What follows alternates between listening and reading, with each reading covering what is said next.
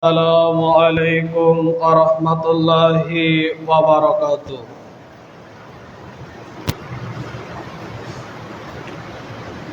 إن الحمد لله نحمده ونستعينه ونستغفره ونعوذ بالله من شرور أنفسنا ومن سيئات أعمالنا من يهده الله فلا مضل له ومن يضلل فلا هادي له ونشهد أن محمدا عبده ورسوله الذي أرسله بالحق بشيرا ونذيرا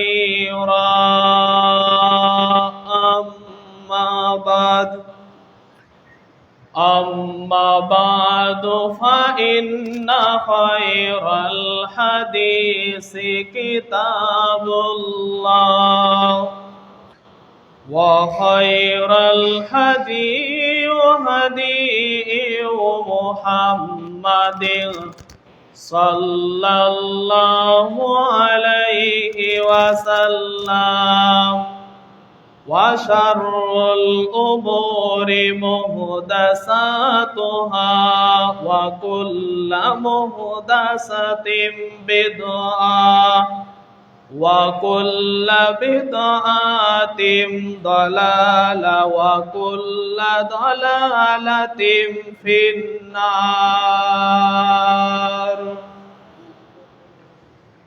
أعوذ بالله من الشيطان الرجيم.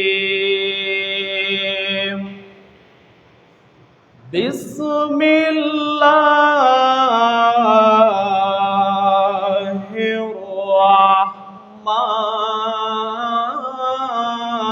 الرحيم.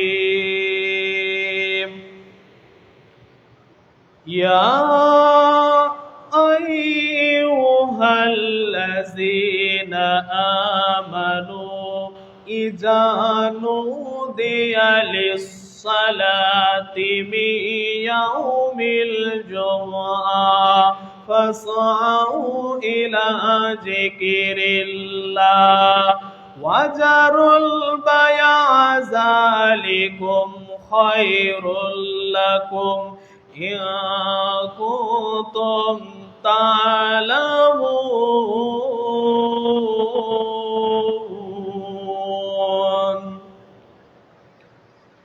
إن الله وملائكته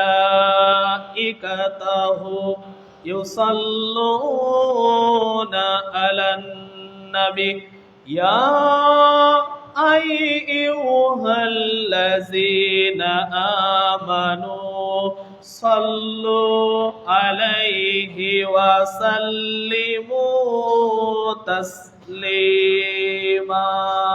اللهم صل على محمد وعلى آل محمد كما صليت على إبراهيم وعلى آل إبراهيم إنك حميد مجيد.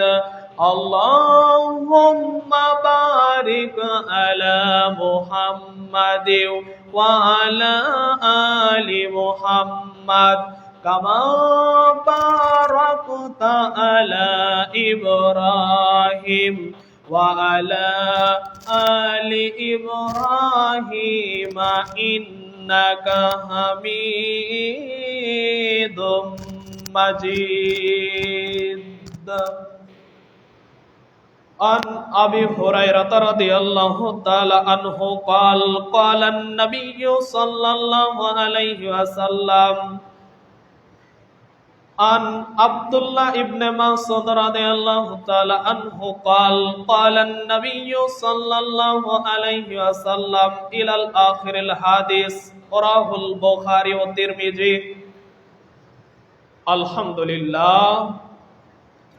সমস্ত প্রশংসা, সমস্ত অনুকর্তন, সমস্ত হাম সেই মহান আল্লাহ রাব্বুল আলামিনের দরবারে, যেই মহান আল্লাহ রাব্বুল আলামিন আপনাকে আমাকে একটি সপ্তাহ পরে পবিত্র ঘর মসজিদে জুমার দিনে একত্র করেছেন। সেই মহান আল্লাহ রাব্বুল আলামিনের দরবারে দিল থেকে, মন থেকে শুকরিয়া আদায় করি। সবাই দুটি ঠোঁট নাড়িয়ে বলি আলহামদুলিল্লাহ। তার উপরে সেই মহান আল্লাহ রাব্বুল আলামিনের প্রিয় বান্দা ও রাসূলের ওপর ছোট্ট একটি সালাত ও সালাম পিত হোক। সবাই বলি রাসূলুল্লাহি সাল্লাল্লাহু আলাইহি ওয়াসাল্লাম। যেই নবী মুহাম্মদ সাল্লাল্লাহু আলাইহি ওয়াসাল্লাম এই পৃথিবীতে এসে কোরআন এবং হাদিস থেকে তত্ত্ববহল বিবরণ দিয়ে এই পৃথিবী থেকে বিদায় নিয়েছেন, যেই নবী মুহাম্মদ সাল্লাল্লাহু আলাইহি ওয়াসাল্লাম এই পৃথিবীর মানুষকে কোরআনের হাদিসের সঠিক দিন ধর্মর কথা বলে এই পৃথিবী থেকে বিদায় নিয়েছেন, সেই নবী মুহাম্মদ সাল্লাল্লাহু আলাইহি ওয়াসাল্লামের প্রতি, সেই নেতার প্রতি আমরা আবারও দরুদ পাঠ করি। সবাই বলি আল্লাহুম্মা সাল্লি আলাই, আল্লাহুম্মা বারিক আলাই। সম্মানিত মসজিদের মুসল্লি, পর্দার আড়ালের মা ও বোনেরা, আপনাদের সামনে আজকের জুমার অতীব গুরুত্বপূর্ণ বক্তব্যের বিষয় হালাল রুজি। হালাল রুজি সম্পর্কে আপনাদের সামনে অত্যন্ত গুরুত্বপূর্ণ বক্তব্য দেব বলে আশা করেছি ইনশাআল্লাহুল আজিজ। সম্মানিত মসজিদের মুসল্লি, হালাল রুজি, হালাল উপার্জন করা এই পৃথিবীর সমস্ত মানুষ, এই পৃথিবীর সমস্ত মানুষরা উপার্জন করে, উপার্জন করার চেষ্টা করে। সবাই আমরা উপার্জন করার চেষ্টা করি। হয়তোবা কেউ উপার্জন করতে পারে, অনেক মানুষ উপার্জন করতে পারে না। তবে যারা উপার্জন করছে তাদেরকে লক্ষ্য করে আজকের জুমার খুতবা। সম্মানিত মসজিদের মুসল্লি, আজকের জুমার খুতবা অত্যন্ত গুরুত্বপূর্ণ। আপনাকে খুব কান লাগিয়ে মনোযোগ দিয়ে শুনতে হবে। হালাল রুজি, হালাল উপার্জন। সম্মানিত উপস্থিতি, হালাল রুজি, হালাল উপার্জন এমন একটি বিষয়, যেই বিষয়টি আল্লাহ রাব্বুল আলামিন আপনাকে আমাকে কোরআনের বিভিন্ন আয়াত দ্বারা জানিয়ে দিয়েছেন, এবং হালাল উপার্জন করা আমাদের জন্য ফরজ। সম্মানিত উপস্থিতি, নামাজ পড়া যেমনি ফরজ, হালাল রুজি ইনকাম করা, হালাল রুজি উপার্জন করা তেমনি ফরজ। সম্মানিত মসজিদের মুসল্লি, হালাল রুজি ইনকাম করা যেমনি ফরজ, নামাজ পড়াও তেমনি ফরজ। রোজা রাখা যেমনি ফরজ, হালাল রুজি ইনকাম করা তেমনি ফরজ। সম্মানিত উপস্থিতি, ফরজ এমন একটি বিষয় যেটাকে ছেড়ে দিলে আপনার গুনাহ হবে, যেটাকে আপনি ছেড়ে দিলে আপনার গুনাহ হবে। আপনাকে আমি কোরআনের আয়াত দ্বারা বলতে চাই, হালাল রুজি ইনকাম করার কথা আগে বলেছেন, তারপরে আপনাকে ইবাদত করার কথা বলেছেন। সম্মানিত মসজিদের মুসল্লি, হালাল রুজি ইনকাম করতে হবে আপনাকে। হালাল রুজি সম্পর্কে পবিত্র কোরআনুল কারিমে কি বলা হয়েছে, চলুন পবিত্র কোরআনুল কারিমে চলে যাই। আল্লাহ রাব্বুল আলামিন পবিত্র কোরআনুল কারিমে সূরাতুল মুমিনুন নামে একটি সূরা রয়েছে, 23 নম্বর সূরা, 18 নম্বর পারার 51 নম্বর আয়াত। আল্লাহ রাব্বুল আলামিন আমাদের নবী, প্রত্যেক নবীকে আল্লাহ রাব্বুল আলামিন জানিয়ে দিল, শোনো নবীদেরকে, আপনারা নবীরা সবাই শুনে নিন, আপনারা অবশ্যই হালাল রুজি ইনকাম করুন এবং হালাল যেটা হালাল সেটা থেকে উপার্জন করুন, হালাল থেকে উপার্জন করুন এবং আপনার রবের ইবাদত করুন। জোরে সরে বলুন সুবহানাল্লাহ। সম্মানিত উপস্থিতি, আমাদের মতন সাধারণ মানুষকে আল্লাহ বলেননি, এখানে আল্লাহর নবীকে ডাইরেক্ট বলা হয়েছে, প্রত্যেক নবীকে জানিয়ে দেওয়া হয়েছে, নবীগণ আপনারা সবাই শুনে নিন, আপনারা হালাল উপার্জন করুন, হালাল থেকে উপার্জন করুন, হারাম থেকে বঞ্চিত থাকুন, হারামকে ত্যাগ করুন, আপনারা শয়তানের পাকচক্করে করে পড়বেন না। সম্মানিত উপস্থিতি, শুধু নয়, সূরাতুল মুমিন ব্যতীত অন্যান্য সূরা আরো আল্লাহ রাব্বুল আলামিন পবিত্র কোরআনুল কারীমের মধ্যে সূরাতুল বাকারা 2 নম্বর সূরা 2 নম্বর পারার 186 নম্বর আয়াত, আল্লাহ রাব্বুল আলামিন আপনাকে আমাকে হালাল রুজি ইনকাম করার কথা, হালাল রুজি খাওয়ার কথা আপনাকে আমাকে জানিয়ে দিয়েছেন। হালাল রুজি এমন একটি বিষয় আপনাকে আরো পবিত্র কোরআনুল কারীম দ্বারা জানিয়ে দিচ্ছি। আল্লাহ রাব্বুল আলামিন পবিত্র কোরআনুল কারীমে সূরাতুল জুমআ নামে একটি সূরা রয়েছে, 62 নম্বর সূরা 28 নম্বর পারার 10 নম্বর আয়াতে আল্লাহ রাব্বুল আলামিন জানিয়ে দিয়েছেন, ফাইজা কুদিয়াতিস সালাতু ফাতাশিরু ফিল আরদি ওয়াবতাগু মিন ফাদলিল্লাহ ওয়াযকুরুল্লাহা কাসীরান লাআল্লাকুম তুফলিহুন। জোরে বলুন আল্লাহু আকবার। আল্লাহ রাব্বুল আলামিন জানিয়ে দিল, বান্দা তোমরা ইবাদত করার পরে, তোমরা মসজিদে ইবাদত করার পরে, দাসত্ব করার পরে, আমার ইবাদত আমার তাবেদারি করার পরে তোমরা জমিনে ছড়িয়ে পড়ো। আল্লাহ রাব্বুল আলামিন আপনাকে আমাকে লক্ষ্য করে জানিয়ে দিচ্ছেন, তোমরা মসজিদে আমার ইবাদত করবা, আমার দাসত্ব করবা, আমার তাবেদারি করবা।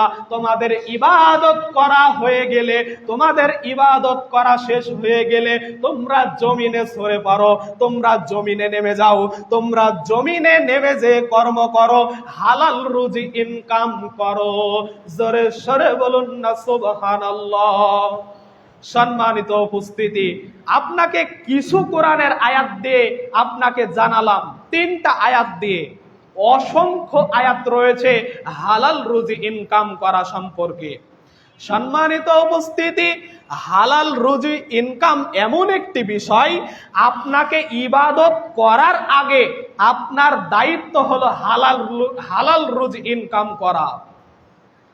হালাল রুজির কথা এত কেন গুরুত্ব, আপনাকে পবিত্র অমীয় বাণীতে এবার চলে যাই। এতক্ষণ পবিত্র কোরআনুল কারীমের আয়াত দিয়ে আপনাকে বললাম, এবার চলে যান পবিত্র অমীয় বাণীতে। আল্লাহর নবীর অমীয় বাণী সহিহুল বুখারীতে হাদিসটি এসেছে, সহিহুল বুখারীর 2072 নম্বর হাদিস। আল্লাহর নবী আপনাকে আমাকে লক্ষ্য করে, তার সাহাবীদেরকে লক্ষ্য করে জানিয়ে দিল, তোমরা নিজে হাতে উপার্জন করবা। নিজে হাতে উপার্জন করা সবচেয়ে উত্তম। নিজে হাতে উপার্জন করা শিখবা, নিজে হাতে হালাল রুজি ইনকাম করবা। সম্মানিত উপস্থিতি, সঙ্গে সঙ্গে আল্লাহর নবীকে সঙ্গে সঙ্গে সাহাবীরা প্রশ্ন করলো, ইয়া রাসূলুল্লাহ সাল্লাল্লাহু আলাইহি ওয়াসাল্লাম, সবচেয়ে উত্তম রিজিক উপার্জন করার উপায় আপনি আমাকে বলে দিন। সবচেয়ে উত্তম ভাবে উপার্জন করার বিষয়টা আমাকে জানিয়ে দিন। কিভাবে উপার্জন করলে সবচেয়ে উত্তম উপার্জন করা হবে, কিভাবে উপার্জন করলে সবচেয়ে হালাল রুজি ইনকাম করা হবে, হালাল খাদ্য ব্যবহার করার সুযোগ আমি পাবো। সঙ্গে সঙ্গে আল্লাহর নবী তার সাহাবীকে লক্ষ্য করে বলল, শোনো সাহাবী, আমি তোমাদেরকে জানিয়ে দিচ্ছি, সবাই শোনো, তোমরা নিজে হাতে দুহাত দিয়ে ইনকাম করবা।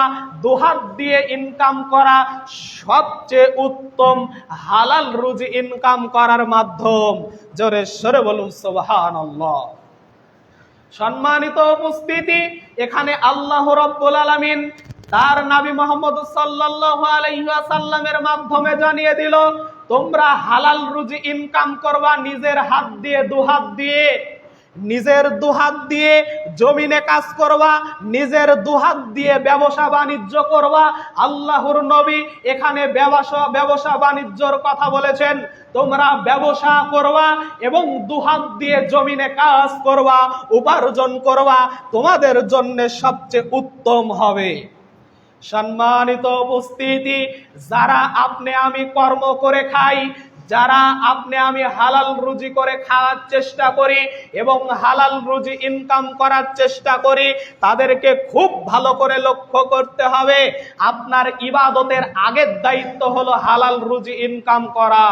সম্মানিত উপস্থিতি, আল্লাহ রাব্বুল আলামিন আপনাকে আগে হালাল রুজি করতে বলেছেন। হালাল রুজি ইনকাম করার পরে আপনাকে তার ইবাদত করার কথা বলেছেন। ইবাদত করাও ফরজ, হালাল রুজি ইনকাম করাও ফরজ। সম্মানিত উপস্থিতি, আপনাকে হারাম সম্পর্কে একটু হাদিস বলি, খুব লক্ষ্য করে শুনুন। আল্লাহর নবীর অমীয় বাণী, তিরমিজিতে হাদিসটি এসেছে, 614 নম্বর হাদিস।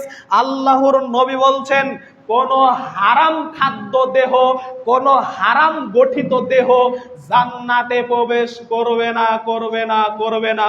আমি অনুবাদক, আপনি একটু খেয়াল করে দেখুন, আপনাকেই বলছি, আপনি একটু লক্ষ্য করে দেখুন।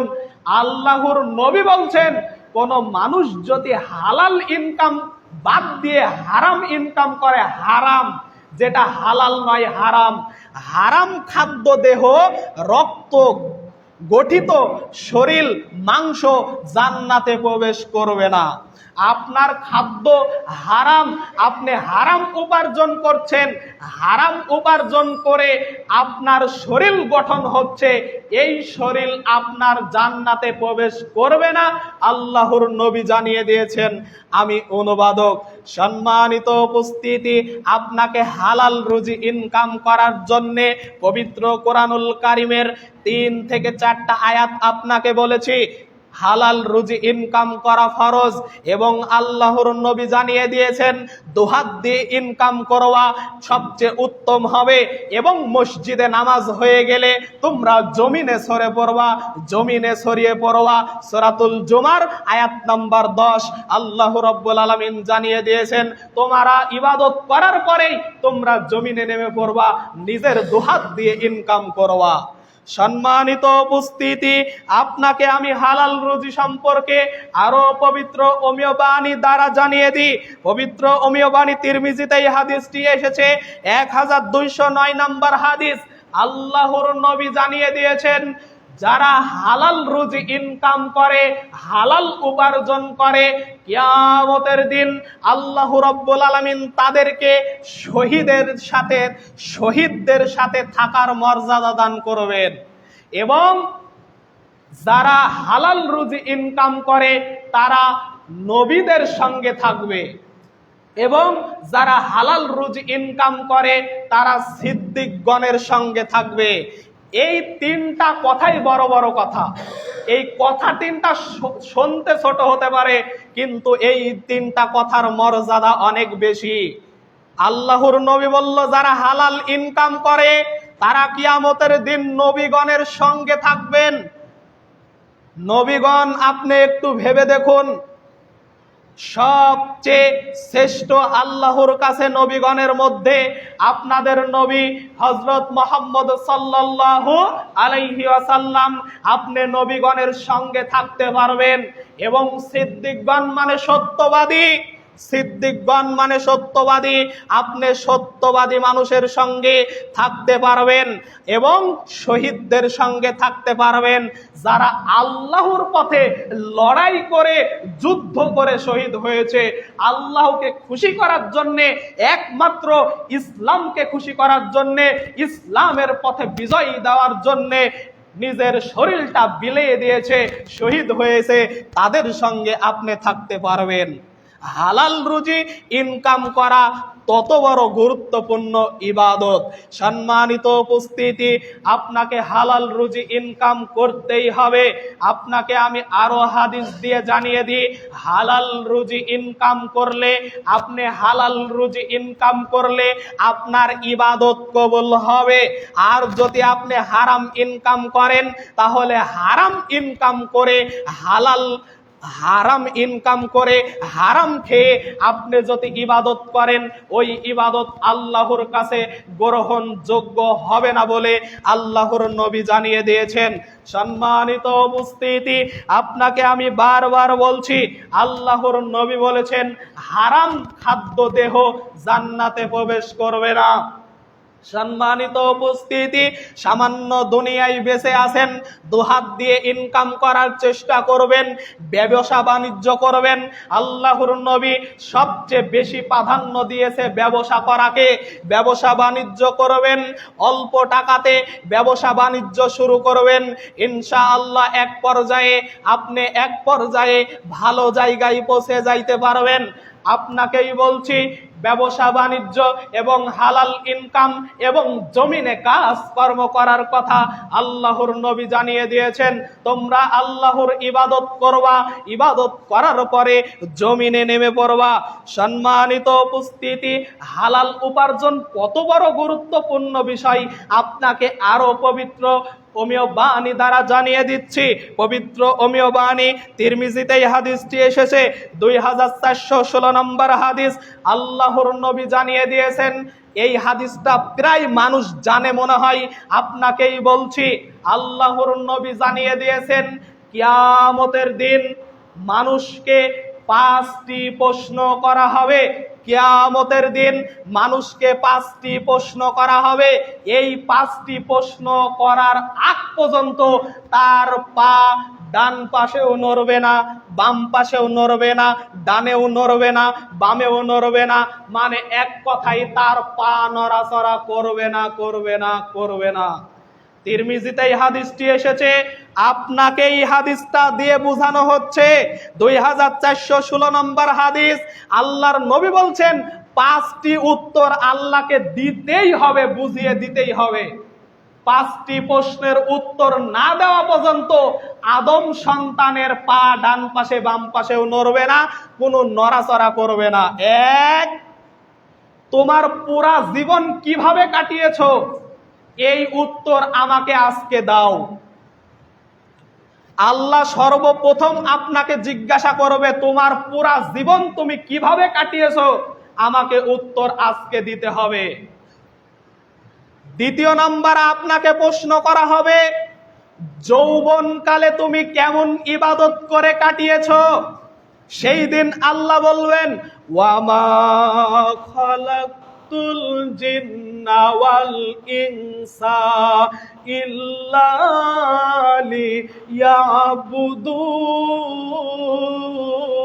লিয়াবুদুন। জোরে বলুন আল্লাহু আকবার। হে মানুষ, আমি তোমাদেরকে সৃষ্টি করেছিলাম আমার ইবাদত, আমার দাসত্ব, আমার তাবেদারি, আমার ইবাদত, আমার দাসত্ব, আমার কর্ম করার জন্যে, আমাকে রাজি খুশি করার জন্যে আমি আল্লাহ তোমাদেরকে সৃষ্টি করেছিলাম।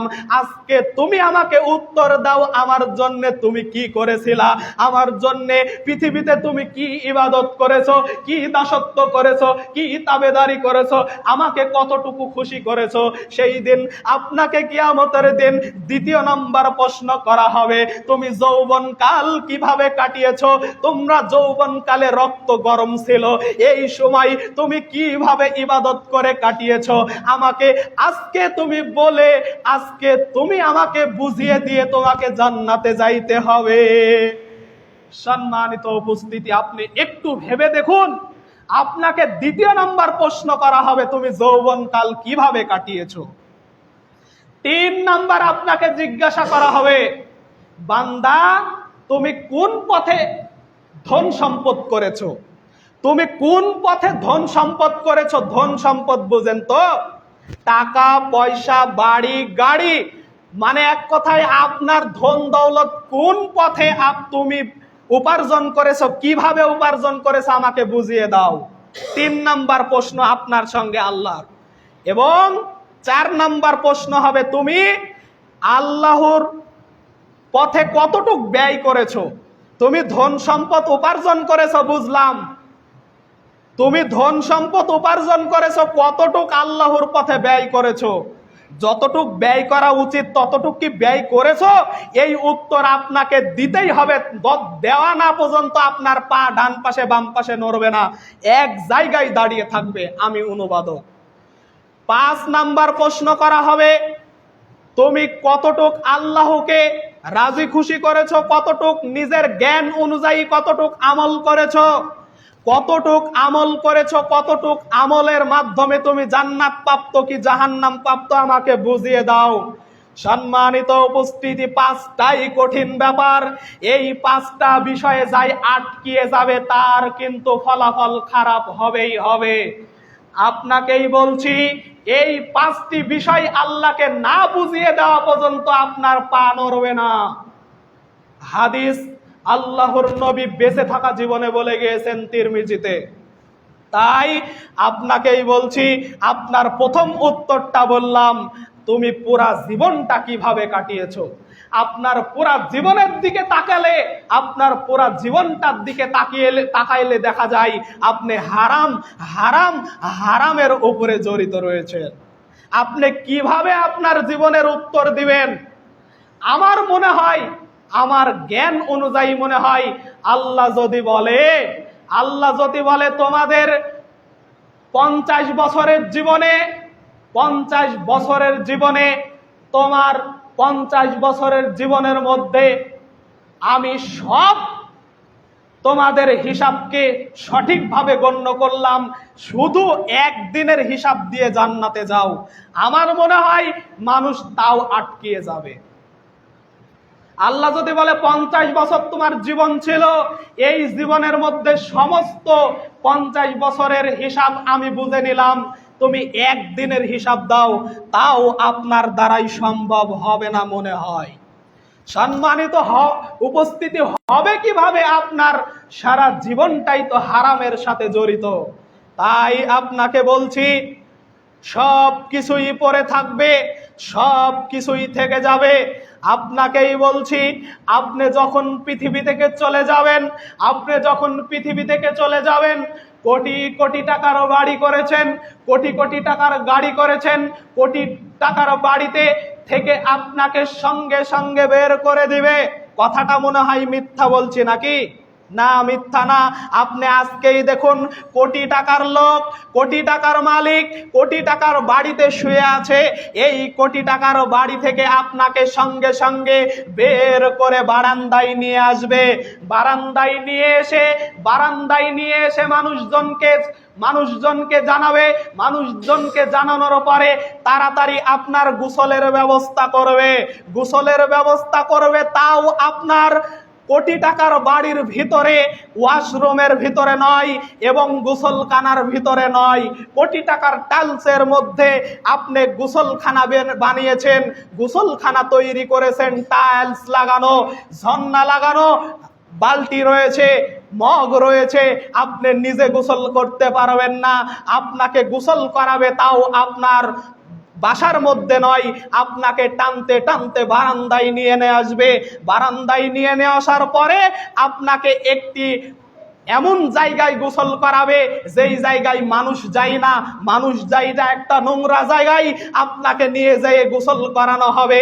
গোসল করানোর পরে আপনার রঙিন পোশাক, আপনার শরীরে যেই পোশাক ছিল এই পোশাক টান দিয়ে খুলে ফেলে মাটিতে পুঁতে রাখবে। সম্মানিত উপস্থিতি, আপনার শরীরের রঙিন পোশাক আপনি আজকে কিনেছেন রঙিন পোশাক, এই পোশাককে আপনি পরে আছেন। এই পোশাক পরা অবস্থায় যদি আমি মারা যাই, এই দামি পোশাক পরা অবস্থায় যদি আমি মারা যাই, তাহলে এই পোশাক আর কালকে থেকে কেউ ব্যবহার করবে না, এই পোশাক মাটিতে পুঁতে রাখা হবে। আমি মনে হয় আপনাদেরকে ফাউল কথা বলছি তা তো নয়। আপনারা তো জানেন, আপনি যত দামি পোশাকই পরে থাকুন না কেন, আপনার পোশাককে টান দিয়ে খুলে আপনি নিজে খুলতে পারবেন না, টান দিয়ে খুলে মাটিতে পুঁতে রাখা হবে। আপনাকে নিজে নিজে গোসল করতে পারবেন না, আপনাকে মানুষ দিয়ে গোসল করানো নেওয়া হবে। আপনি সাবান দিয়ে প্রত্যেকটা দিন ডলে ডলে গোসল করেন, আপনার মগ দিয়ে পানি ঢেলে ঢেলে গোসল করেন, আপনি সেই দিন গোসলও করতে পারবেন না। আপনাকে মানুষ দিয়ে গোসল করানো হবে, আপনি মানুষের মাধ্যমে সবকিছু করানো হবে, কিন্তু আপনি সবকিছুই বুঝতে পারবেন। হাদিস অনুযায়ী বোঝা যায়, মানুষ মারা যাওয়ার পরে সব কিছু বুঝতে পারে, কি হচ্ছে, কিভাবে তাকে নিয়ে যাওয়া হচ্ছে, কিভাবে কবর পর্যন্ত পৌঁছিয়ে দেওয়া হচ্ছে, সব কিছু বুঝতে পারে। আল্লাহর নবীর অমীয় বাণী দ্বারা বোঝা যায়। সম্মানিত উপস্থিতি, আপনি বুঝতে পারবেন আপনার সঙ্গে কি হচ্ছে। আপনাকে বের করে নিয়ে যাওয়া হবে, আপনাকে বারান্দায় নিয়ে যাওয়ার পরে আপনাকে গোসল করানো সম্পন্ন করার পরে একটি সাদা কাফনে আপনাকে চকলেটের মতন মোড়ানোর পরে খাটিয়াতে রেখে দেওয়া হবে। আপনি মসজিদে নামাজ পড়তে আসেন আর না আসেন, আপনি মসজিদে নামাজ পড়তে আসেন আর না আসেন, একদিন আপনার বাড়ির আঙিনায় খাটিয়া ঠিকই চলে যাবে। কথাটা মনে হয় বুঝতে পারেননি। আমি আবারও বলি, আপনি নামাজ পড়েন আর না পড়েন, মসজিদে আসেন আর না আসেন, একদিন আপনার বাড়ির আঙিনায় মসজিদের খাটিয়া যাবেই যাবে, অবশ্যই যাবে। আপনি মসজিদে আসেন না তো কি হয়েছে, আপনার বাড়িতে ঠিকই খাটিয়া চলে যাবে আপনি মরে গেলে। আপনাকে এই খাটিয়াতে শুয়ে আপনাকে টানতে টানতে নিয়ে চলে যাবে, আপনি নিজে যাইতে পারবেন না, মানুষের সাহায্যে আপনাকে যাইতে হবে, মানুষের সাহায্যে যাইতে হবে। আপনাকে জানাজা সম্পন্ন করানো হবে, জানাজা সম্পন্ন করার পরে কাঁধে নিয়ে যায় আপনাকে কবরের দিকে নিয়ে যাওয়া হবে। আপনি বুঝতে পারবেন, আপনি যদি ভালো বান্দা হয় তাহলে আপনি সুসংবাদ দিবেন, আর যদি খারাপ বান্দা হন তাহলে বলতে থাকবেন, ও আমার সর্বনাশ মানুষেরা, তোমরা আমাকে কোথায় নিয়ে যাচ্ছ, তোমরা আমাকে কোথায় নিয়ে যাচ্ছ, সর্বনাশ আমার সর্বনাশ মানুষরা, তোমরা আমাকে কোথায় নিয়ে যাচ্ছ। যখন আপনাকে নিয়ে যেয়ে আপনাকে কবরে রাখা হবে, তখন মানুষটা মনে করবে, মৃত মানুষটা মনে করবে, এতগুলো মানুষ আমার সাথী হলো না, এই যে কবরে নামাচ্ছে 2-3 জন, এই 3 জন মনে হয় থাকবে।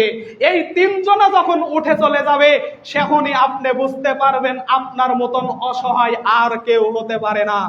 আল্লাহর নবীর অমীয় বাণী, ক্বালা রাসূলুল্লাহ সাল্লাল্লাহু আলাইহি ওয়াসাল্লাম, তিরমিজিতে হাদিসটি এসেছে। আল্লাহর নবী বলেছেন, যারা কবরের জীবনে চলে গেল, যারা কবরের জীবনে চলে গেল, তার থেকে অসহায় মানুষ আর পৃথিবীতে হতে পারে না। যারা কবরের জীবনে চলে গেল, তাদের থেকে অসহায় মানুষ আর কেউ হতে পারে না। আপনাকে কত বড় অসহায় মনে হবে আপনি সেই দিন বুঝতে পারবেন। এই 3 জন 4 জন আপনাকে কবরে নামাবে, আপনি মনে করবেন এই 3-4 জন মনে হয় আমার সাথী হবে। এক পর্যায়ে ওই 3 জনে উঠে চলে আসবে, তখন আপনি বুঝতে পারবেন আপনি কত বড় অসহায়। আপনাকে ঢেকে দেওয়া হবে, আপনাকে বাঁশ দিয়ে ঢেকে দেওয়া হবে, আউর চাপা দেওয়া হবে, আপনাকে মাটি চাপা দিয়ে থুয়ে চলে আসবে। 40 ধাপ যেতে না যেতে আপনাকে প্রশ্নের জবাব দিতে হবে, মান রব্বুকা, মান দিনুকা, মান নাবিউকা। এই 3টা প্রশ্নের উত্তর আপনাকে দিতেই হবে। এখনকার মানুষরা, কিছু মানুষরা মনে করে এই প্রশ্নের উত্তর মুখস্থ করা জিনিস। এটা বানিয়ে বলছি না, অনেক মানুষ মনে করে এই প্রশ্নটা মুখস্থ করা জিনিস না। আল্লাহর ইবাদত করা বান্দা যদি হয় তাহলে মুখস্থ করা লাগবে না, তার মুখ দিয়ে এমনিতেই বের হবে মান রব্বুকা, আমার রব আল্লাহ। আপনি ইবাদত করা মানুষ নয়, আপনি আল্লাহর ইবাদত করেননি, মসজিদে পা দেননি, আপনি কোনোদিন আল্লাহর ইবাদত করেননি, কোনোদিন আল্লাহকে সিজদা করেননি, হালাল রুজি ইনকাম করেননি, আপনি হারামের উপরে চলেছেন। আপনার মুখ দিয়ে কিভাবে আল্লাহ বের হবে? আপনার দিন ইসলাম, আপনি কিভাবে ইসলামকে তো ভালোবাসেননি, ইসলামকে ভালোবাসেননি, ইসলামকে ঘৃণা করেছেন, ইসলামের বিরোধিতা করেছেন।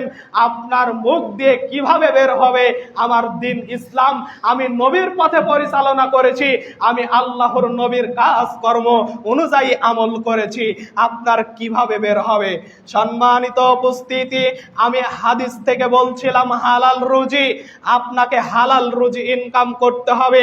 আপনাকে কবরের জীবন কিছু কথা বললাম, সামান্য দুনিয়ায় আপনি হালাল রুজি ইনকাম করুন, হালাল উপার্জন করুন, অবশ্যই আপনি জান্নাত প্রাপ্ত মানুষ হবেন। হালাল রুজি ইনকাম করবেন, হালাল রুজি ইনকাম করে আপনি ইবাদত করবেন, অবশ্যই আপনার ইবাদতকে আল্লাহ গ্রহণ করবেন। আপনি হারাম ইনকাম করে হারাম টাকা পয়সা কামিয়ে মানুষের জন্য রেখে যায়েন না। আপনার ছেলে সন্তান, আপনার পরিবার, আপনার পরিজন, আপনার বউ, আপনার স্ত্রী, আপনার ছেলে, আপনার মেয়ে সব টাকা পয়সা ভাগাবাটি করে নেওয়ার জন্য ব্যস্ত হয়ে পড়বে। আপনার জন্য দান পর্যন্ত করবে না, আপনার জন্য দোয়া পর্যন্ত করবে না। আপনি কাদের জন্য রেখে যাচ্ছেন? আপনি কাদের জন্য রেখে যাচ্ছেন? নিজের জন্য কিছু করেন, নিজের জন্য কিছু করে যান, অবশ্যই পরকালে আপনার জন্য কার্যকর হবে, আপনি অবশ্যই জান্নাত প্রাপ্ত মানুষ হবেন। এই আশা, এই দোয়া, এই দাবি রেখে আজকের জুমার খুতবা এখানেই বিদায় নিচ্ছি। দাওয়াহুম ফিহা সুবহানাকাল্লাহুম্মা ওয়া তাহিয়াতুহুম ফিহা সালাম ওয়া আখির দাওয়াহুম আনিল হামদুলিল্লাহি রাব্বিল আলামিন।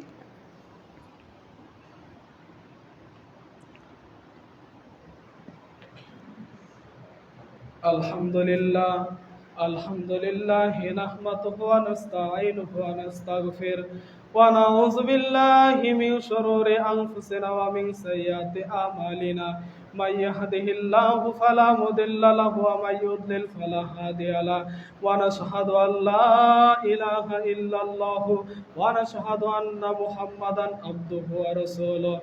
আর রব্বুল আলামিন, আল্লাহ তোমার গুনাহগার বান্দা, আল্লাহ গুনাহ করতে করতে সর্বশরীর গুনাহতে জড় গেছে। আল্লাহ মেহেরবানি করে আল্লাহ তুমি আমাদের জীবনের গুনাহ খাতাকে মাফ করে দাও। আল্লাহ আর রব্বুল আলামিন, আল্লাহ হালাল উপার্জন করার তৌফিক দান করে দাও। আল্লাহ হালাল পথে ইনকাম করে হালাল রুজি করে তোমার ইবাদত করার তৌফিক দান করে দাও। আল্লাহ হারাম থেকে বিরত থাকার তৌফিক দান করো। আল্লাহ হারাম থেকে বর্জন হওয়ার তৌফিক দান করো। আল্লাহ সবাইকে তোমার ইবাদত করার তৌফিক দান করে দিও। আল্লাহ যারা অসুস্থ আছে আল্লাহ তুমি তাদেরকে সুস্থতা দান করে দিও। আল্লাহ আযহিবিল বাসা রাব্বান নাস ওয়াশফি আনতা শাফি লা শিফা ইল্লা শিফাউকা শিফা আল্লাহ ইউগাদিরু সাকামা।